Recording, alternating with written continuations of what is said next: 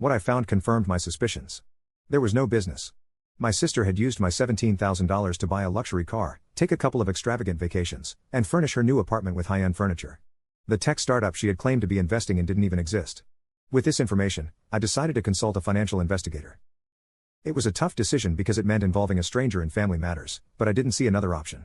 The investigator was able to track my sister's spending even further and provided detailed reports that laid out exactly where my money had gone. As I looked at the final report, I felt a strange mix of relief and anger, relief that I finally had concrete proof, anger that I had let it get this far. But now, I had something undeniable. My plan was to present it to my family to finally get them to see the truth.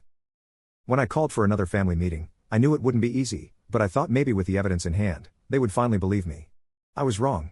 Sitting around the same dinner table, I presented everything, including the investigator's report, the public records, and screenshots of my sister's lavish spending.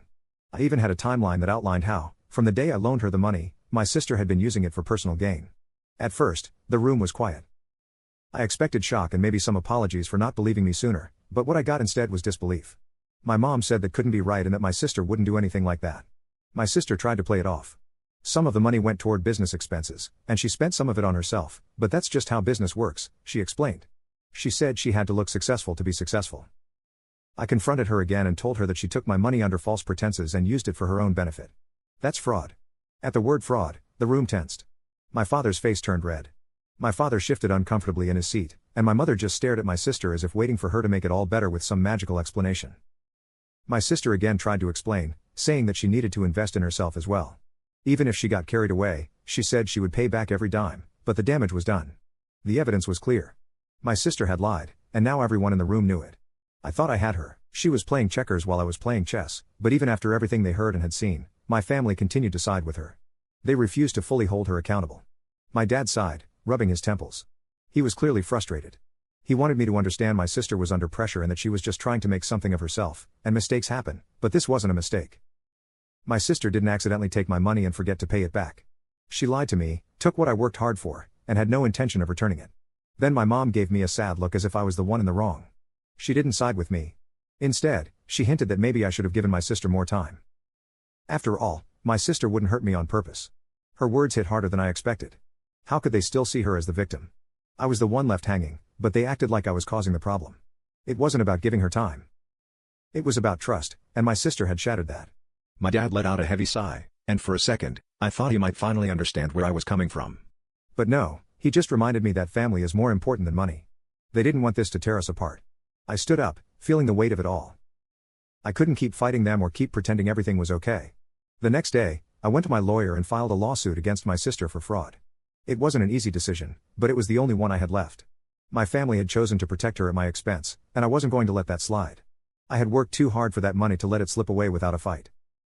Once my lawyer served her the papers, I knew that this would lead to my family disowning me. The lawsuit turned the family upside down. My sister, who had been avoiding me for months, suddenly couldn't stop calling.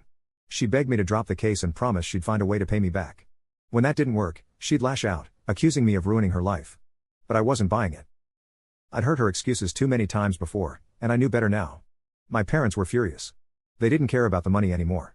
To them, I was the one destroying the family, but I wasn't backing down. The court proceedings dragged on for months, with my sister's lawyer trying to paint me as unreasonable. During the trial, I was shocked when my dad took the stand to defend my sister. He was there to testify that the money I had loaned her was given in good faith, not a loan at all, but for support. He claimed my sister had made efforts to get other family members to invest in her business too, as if that somehow justified everything. He said that I was one of the many who offered the money since I knew that starting a tech company would need a lot of startup capital. I remember my sister coming to me and asking if I wanted to be part of it, my dad said, looking directly at the judge. She told me about the business, about how it was going to take off, and she just needed help from family. We all knew she was doing something important for her future. This wasn't a part of some scam. He made it seem like I was one of the many, but none of the others had actually given her money. That part was left out. The whole thing was framed as if my sister had been doing the right thing and I had simply misunderstood the situation, but the evidence spoke for itself.